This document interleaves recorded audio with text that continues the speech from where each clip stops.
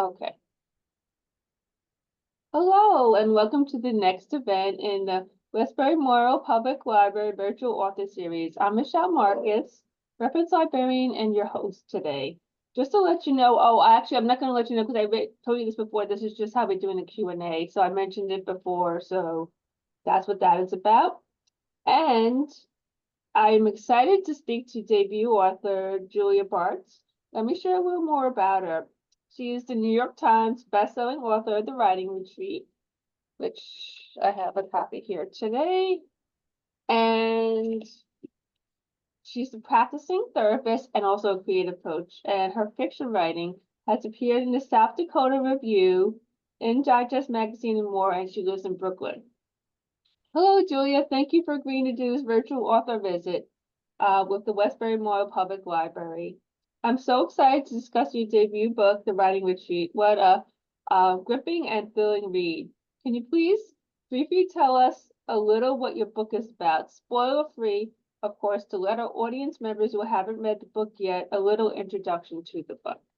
Sure. Yeah, well, thank you so much, Michelle. It's so good to be here, and I so appreciate people coming out. I just want to say hi to Marilyn, Maria, Sharon, Kathy, and Ellen. Thank you so much for coming. I know there's lots of options for, what you can do on a Wednesday night, so I'm so happy that you're here. So thank you for coming. So the Writing Retreat is a psychological thriller about a woman named Alex who receives a once-in-a-lifetime opportunity to attend a writing retreat at the home of her favorite author, the esteemed horror novelist Rosa Vallow.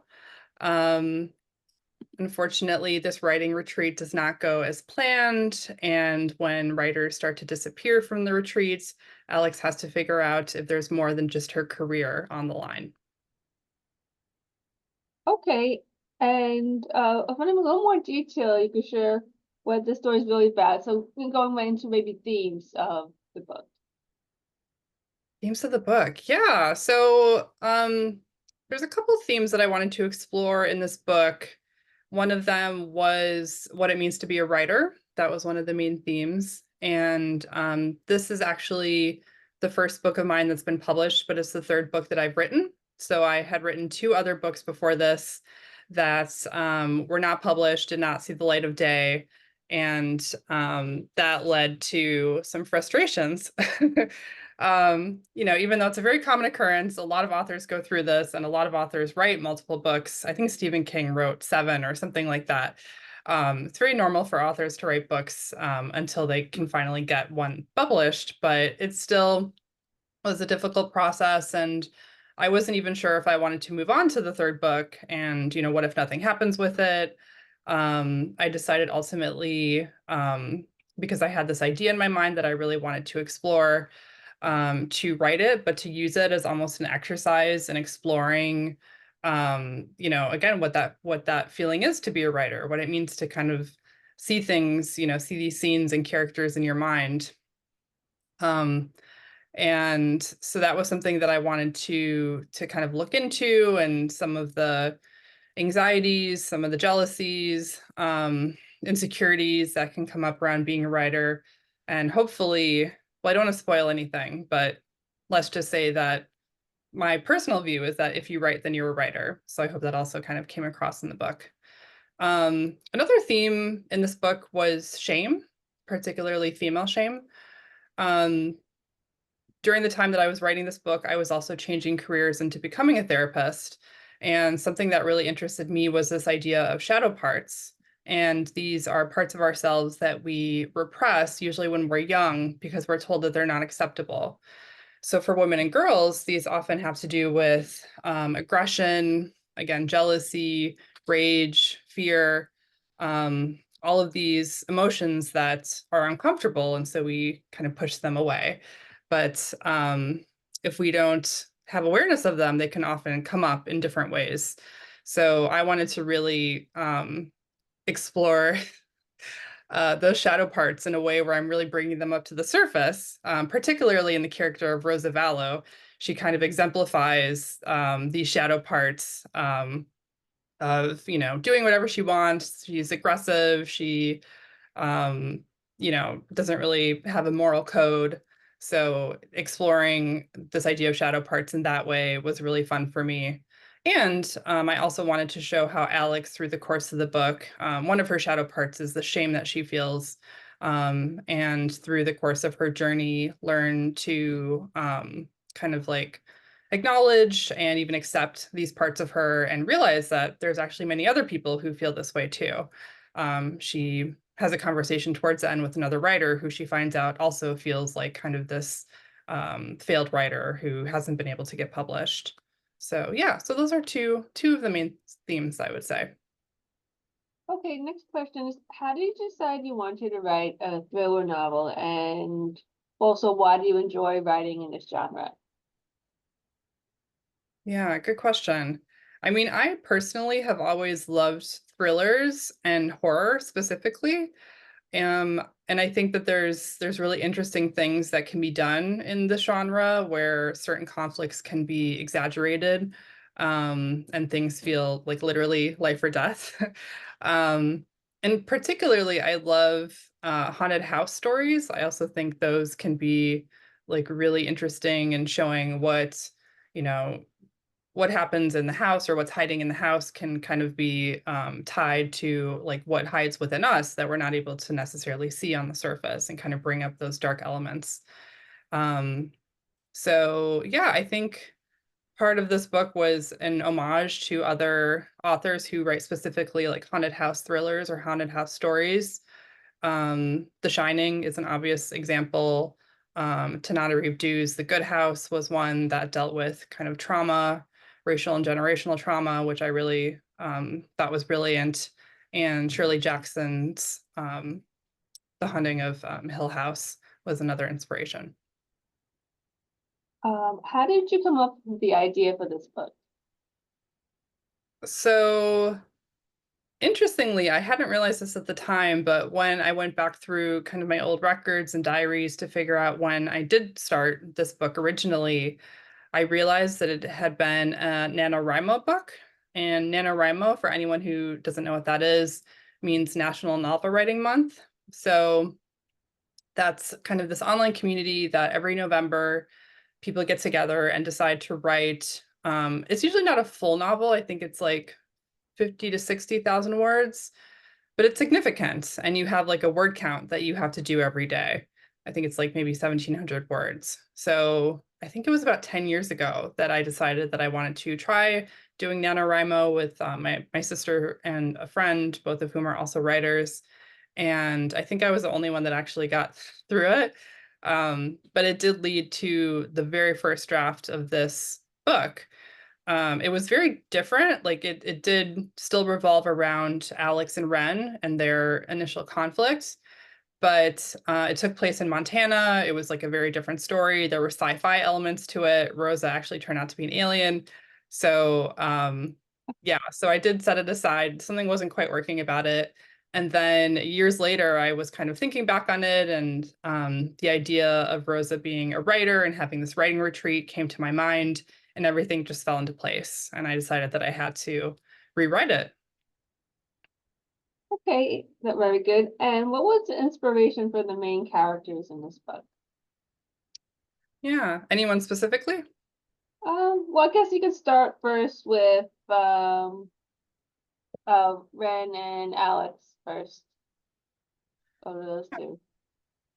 Yeah, so Alex, even though we are different people, I did put a lot of my kind of writerly ambitions and frustrations into her.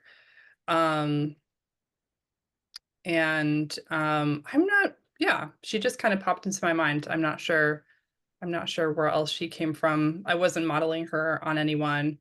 Ren was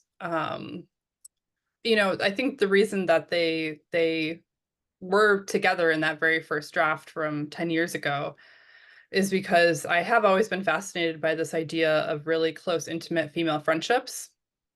And it's funny, a lot of people have told me like, oh, I actually had experienced friendships like this that are extremely close, that have lasted, many years, and sometimes there can be a falling out.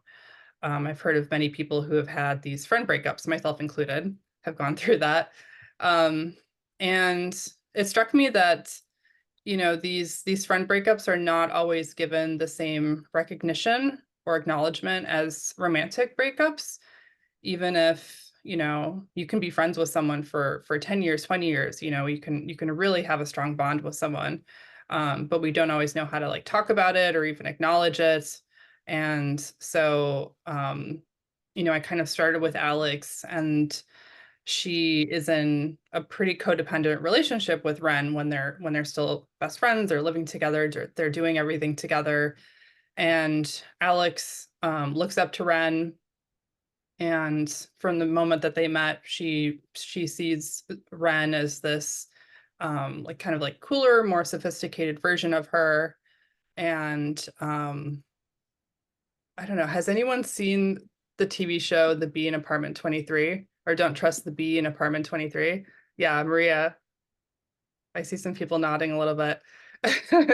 It's an amazing show, and the main characters kind of have this dynamic where there's two female friends, and one of them is almost this like Holly Golightly character she's like a party girl. She's best friends with celebrities. She's running around town, and she gets into like ridiculous situations.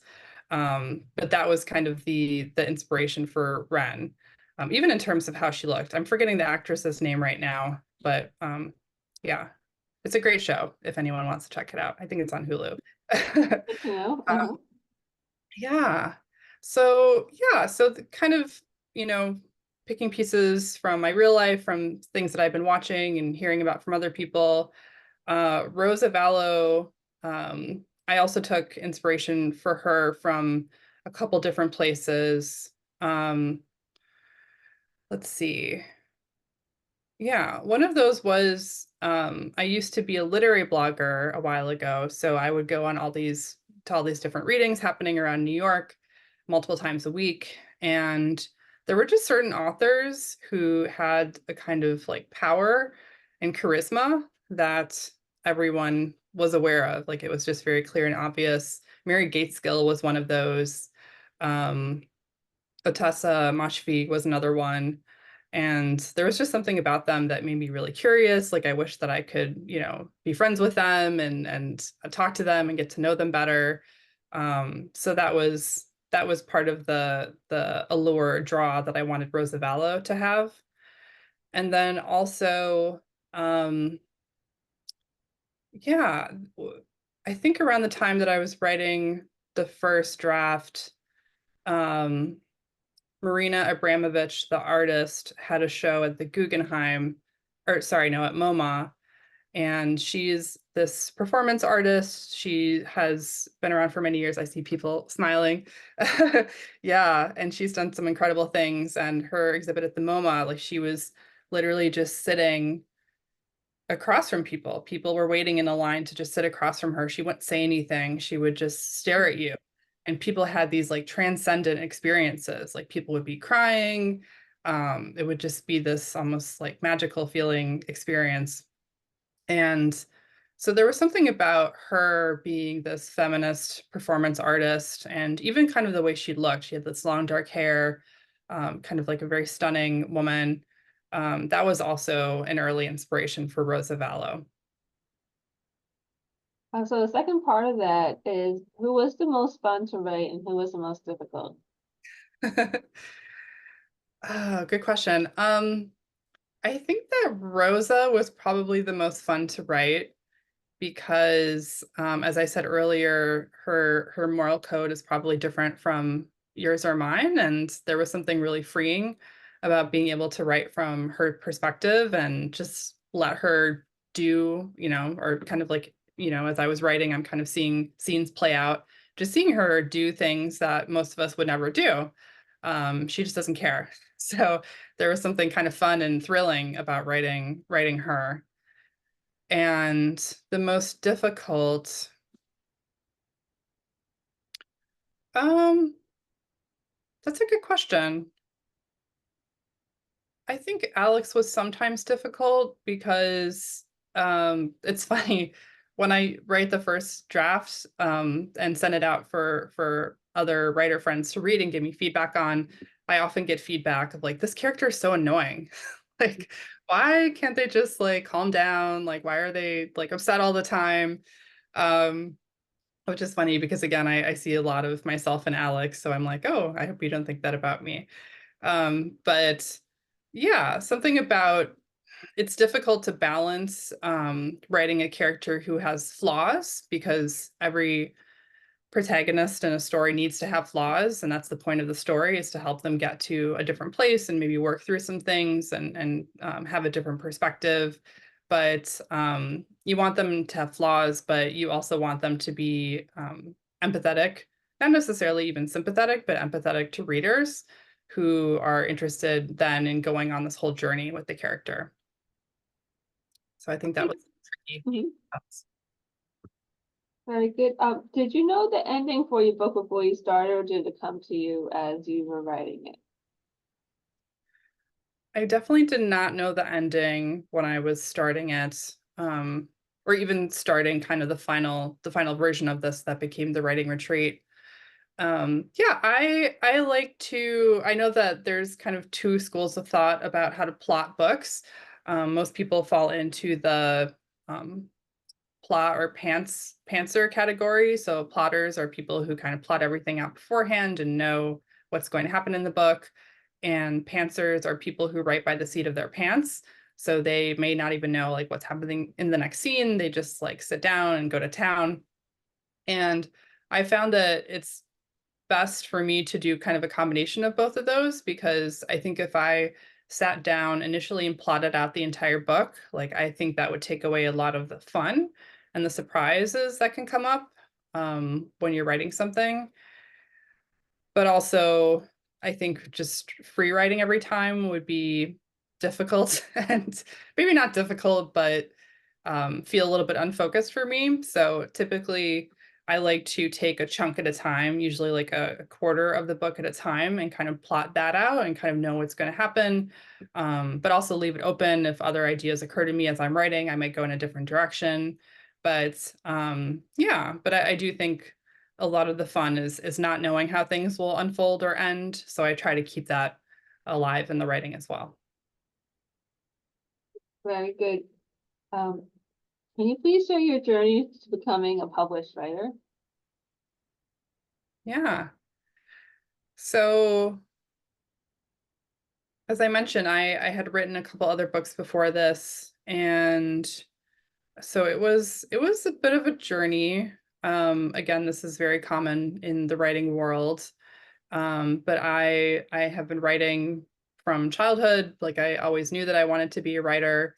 And in college, I got to study with Laurie Moore, which was an incredible experience. And um, my goal was basically to get published as quickly as possible after I graduated. Um, and I considered MFA programs, but I ended up not going in that direction. Well, I was rejected by most of them, honestly. So it didn't work out, but that's okay. I actually am happy that I kind of struck out my own path. Um, but yeah, I was working on larger novels, then also short stories. I was sending out some short stories to different publications and magazines to try to get published that way. And yeah, I'd written those two other novels that didn't work out. But I think for the second one, I hired an editor to edit that book. And that was actually almost like an MFA experience in itself. He was really helpful and shared a lot of feedback that I would recommend that to anyone who has like a project that they feel like maybe other eyes would be good to have on it. And for the writing retreat, another thing that I did a little differently about the writing retreat was I really tried to make it as page turny as possible. And so that means including a lot of secrets and revelations that are kind of meted out over the course of the book. So you know, I know that people again have so many options for how they spend their time. And I wanted to give people something that could be immersive. And because I love that feeling myself. Like I love when I'm reading a book and I'm so invested and I just can't wait to like get to the next chapter and I can't stop reading. So that's something that I was really thinking about when I wrote this book. And so how long, like, once you went to the point where you did the version that you did of this particular story, how long did it take from when you did that version to when it got published? I think it was to when I got published. Yeah. Mhm. So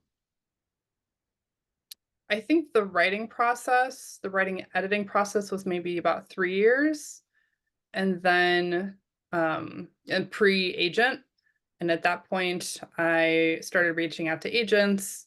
I'm happy to talk about that more if anyone is interested in hearing about that. I know that's um, can be um, just kind of confusing how that all works. But yeah, I was able to meet my agent and sign with her fairly quickly. And then the book deal happened. I think a few months after that, I did one more revise with her, and then we sent it out. And then I did some revisions with my editor as well. So I think between the time I got my agent and the time of publication, or maybe even the time between book deal and publication was maybe 2 years, something like that. Mhm. So for debuts, you normally want a lot of runway so they can start like building interest in it before it comes out. So I remember getting the book deal and thinking like, oh my goodness, 2023 is so far away. And then already in 2024. So it went quickly. Hmm. Very interesting. Is there anything that you can share that didn't make the book? Hmm. In terms of like Like, see, I guess like content that maybe was originally going to be in with, and you took out. yeah, yeah. I mean, there was a lot that I took out. I'm having trouble remembering with the final version. Like I went over it so many times with my agent and then my editor and then the copy editor and then the proofreader. That is hard for me to even think back to before that when it was more kind of amorphous and I was putting things in and taking them out. So honestly, I don't remember. I wish I did though. Hmm. Okay. Has your career as a therapist been helpful in writing this book, and if so, how? Yeah, definitely, definitely. Yeah, and I went into the therapy. I was previously working in educational publishing for about 10 years and not finding that um as fulfilling as I would have liked. And so when I was kind of thinking, well, maybe this writing thing isn't going to work out and I need to find a plan B, that's when I started actually working with my own therapist for the first time in my early 30s and trying to figure out, what other path, I could go down. And I really enjoyed, some people love therapy. I love therapy. I just find it really helpful to have a space to talk about, things that are going on internally. And so working with her, I decided, hey, I think I would like to do this. I think I'd like to hold this space for other people too. And so I went to graduate school at Hunter to get my MSW, a master's in social work, and then have been working as a therapist since then. And got licensed a couple of years ago, fully licensed, and but I was writing this. I was writing the writing retreat while in grad school for part of it, and um, particularly the idea of the shadow parts was something that I learned in my training. Also, learning a lot about trauma. That's something that I really wanted to think about for all the characters in this book. So, whether that be from childhood or generational trauma or racial trauma or whatever type of trauma people have experienced, I really wanted to include that um, because that really can affect people and to cause them to become who they are. Mhm. And the audience and I, we love to hear book recommendations. I was wondering if you could please share some books that you read recently that you could recommend. Sure. And also, I just want to clarify something I just said. This is my therapy brain now. Mhm. That trauma makes people who they are. I didn't necessarily mean that. I just mean that trauma can inform who people become later on. It's part of their story, even if they feel like they have worked through it and processed it. It's usually still a part of people's history. So that's what I meant by that. Mhm. Okay, Uh, thank you for clarifying. Mhm. yeah. So in terms of recommendations, um, I recently read Leah Conan's Keep Your Friends Close. And this book is coming out in February. Leah Conan is kind of the Patricia Highsmith of domestic suspense, I have been known to call her. Mhm. So her books are very fun, very suspenseful. Um, Her new book is about a mother who meets another mother in Prospect Park. They kind of connect, they become kind of good friends. The protagonist ends up spilling some family information that maybe she should not have told to this other friend, and then the other friend immediately disappears, and bad things kind of start to happen from there. So highly recommend that book. Mhm. I always recommend my sister Andrea Bartz. She has written multiple psychological thrillers as well. Um, Her last one, The Spare Room, came out last year. Um, yeah, incredible book. It's about a woman who moves into her kind of an old friend. She decides to move into her old friend's house during lockdown, during COVID. She starts a relationship with both the friend and her husband.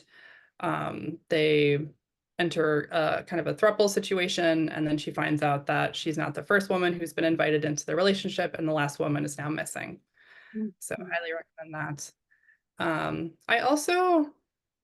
I was just thinking about making Giddings, Giddings, who writes some of the most like beautiful and disturbing prose that I've come across. So she wrote the books Lake House and The Woman Could Fly.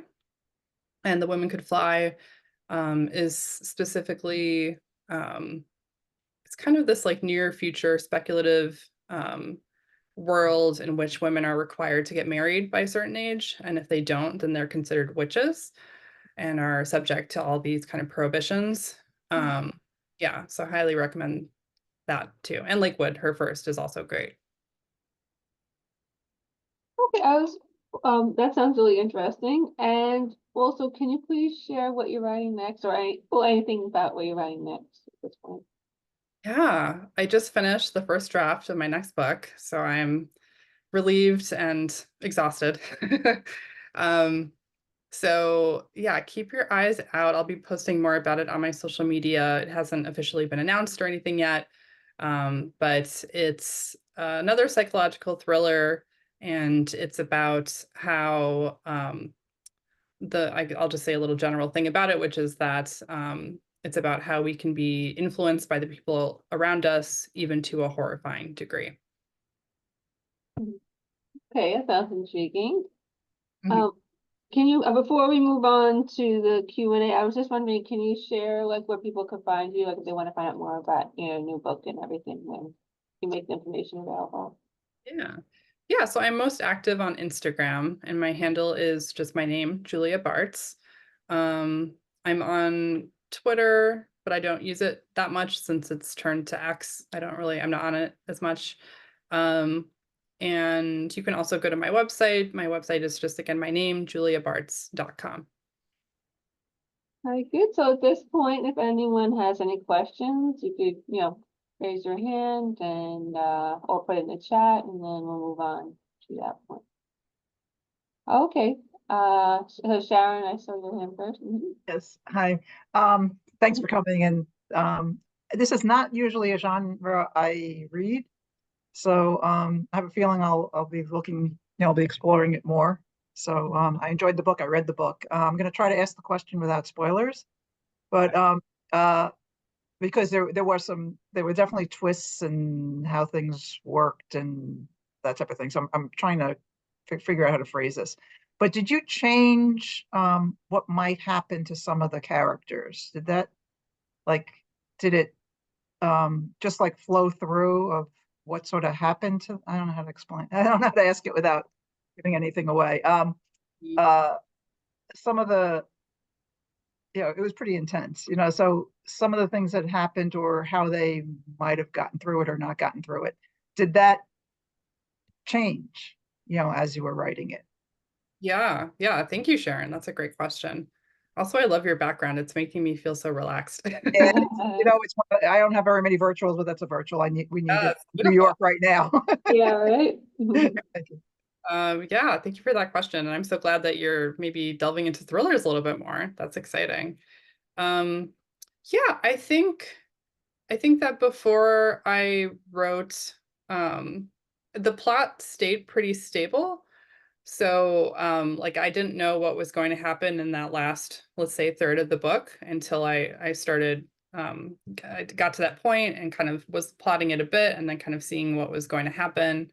But once I wrote it, I pretty much kept it as is.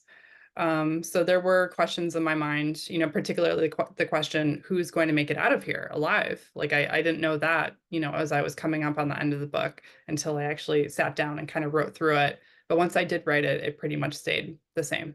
Yeah, that was pretty much my question. I was trying not to say it that way, but yeah. Thank you. Thank Okay, thank you. You, Sharon and Maria. Hi, Question next now. hi, Julia. One question. I grew up in Brooklyn. You mentioned Prospect with the other author with the book, and I was wondering, are you by that area? Because I grew up in Carroll Gardens, President and stuff. Are you by Prospect? Yes. Oh, cool. I'm a little bit further north. I'm in Bed-Stuy. Oh, Bed-Stuy. Okay, I know that. Your sister you mentioned, Andrea.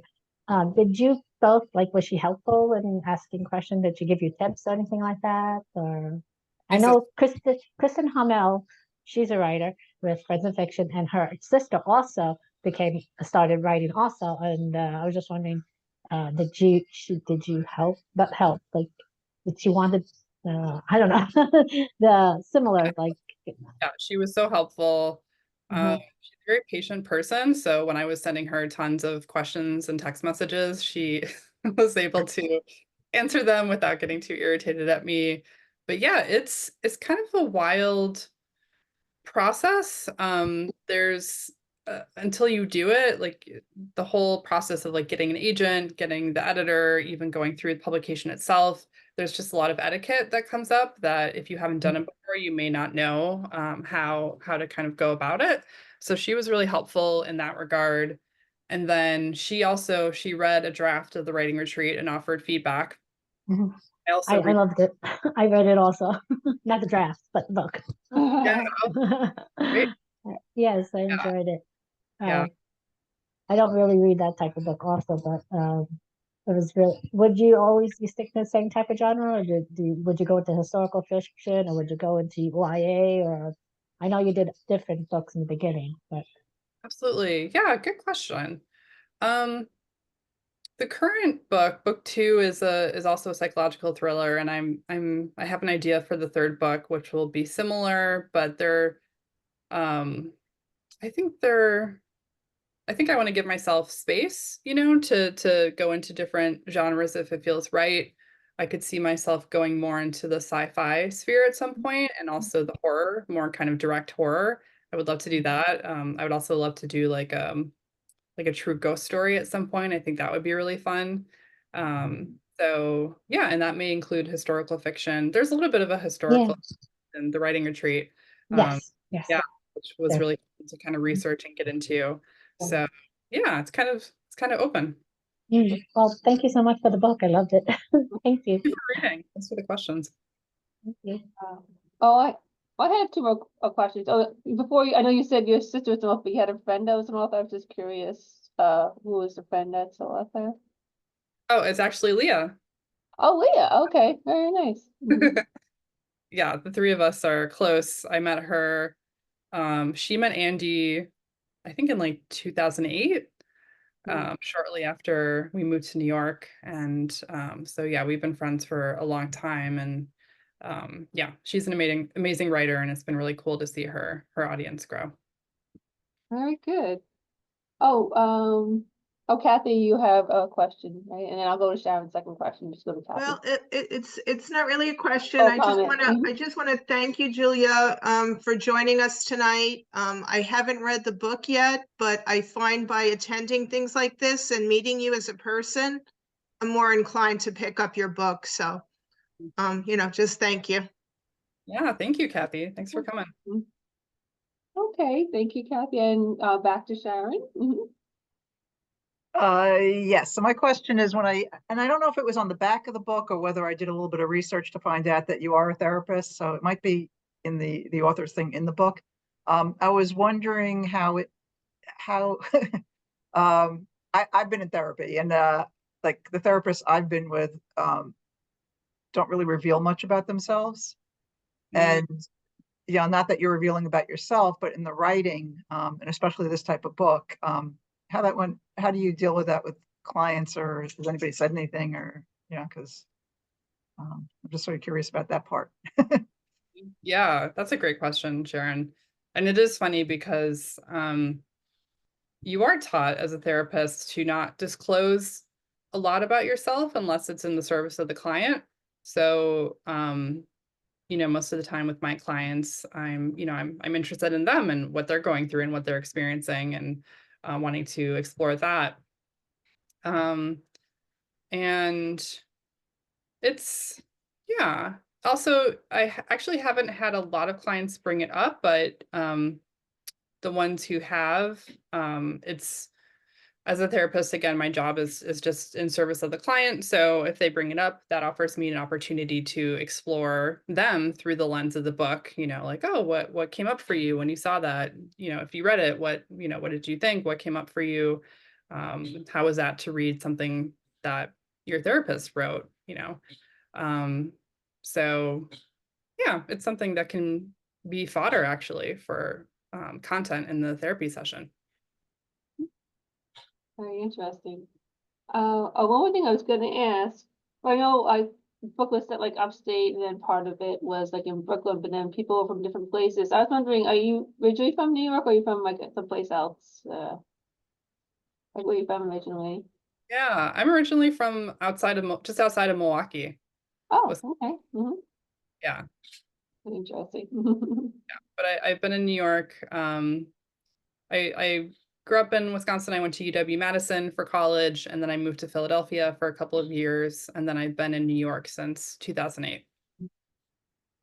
Very good. Does anyone else have any other questions? I want to say at this point, thank you so much, Julia, for doing the virtual author visit with the Westbury Library. And we all enjoyed talking to you. And please join us next month when we speak to debut author of Sharp Heart, Emily Habeck. And thank you. Good night to Julia and to all our attendees. Have a good evening, and thank you for attendees for attending. Yeah, thank you so much. Thank you. Good to see you all. I want to say one other thing. I really like the ending, and I don't usually like endings. So Thank I you. want to tell you that. They're hard. Endings are really hard to write, so I'm glad you liked it. Right. And thank you, Michelle, and everybody. You're very welcome. Have a good night, everyone. Bye.